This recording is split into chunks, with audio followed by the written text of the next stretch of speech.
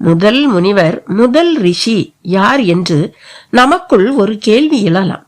முதல் முனி அகத்தியராகத்தான் இருக்க வேண்டும்.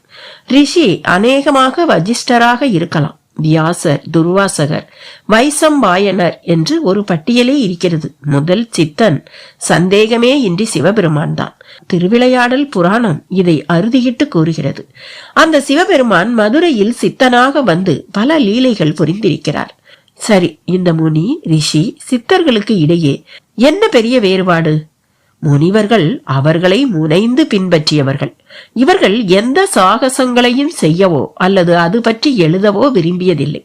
ஆனால் சித்தர்கள் இவர்களில் இருந்து மிகவும் மாறுபட்டு வேதங்களே இல்லாமல் தன்னை அறிதல், உலகை அறிதல் என்று வாழ்ந்து தாங்கள் அறிந்ததை ஏடுகளில் பாடல் வடிவில் எழுதியும் வைத்தவர்கள் ஆவார்கள்.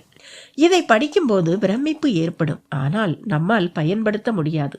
உதாரணமாக, கோரக்கர் மலைவாகடம் எனும் நூலில் 246 விதமான காய கல்பங்கள் பற்றிய தகவல்களும் அதை செய்யும் முறைகளும் விவரிக்கப்பட்டுள்ளது.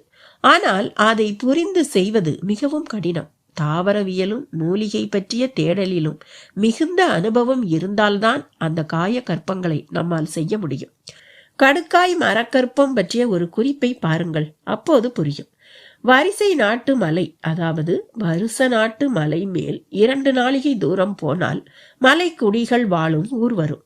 அங்கே இருந்து 1 நாளிகை தூரம் போனால் பால்வண்ணன் கோவில் வரும். அந்த பால்வண்ணரை தரிசித்து நடந்தால் காளிங்க மகரிஷி ஆசிரமம் வரும். அந்த ஆசிரமத்தை ஒட்டி சதம்பு தரையில் கடுக்காய் மரங்கள் இருக்கிறது. இதன் பிஞ்சு காயை வெந்நீரில் வேகச் செய்து அதை குடித்தால் மலச்சிக்கல் தீரும், நுரையீரல் கோளாறுகள் அகலும்.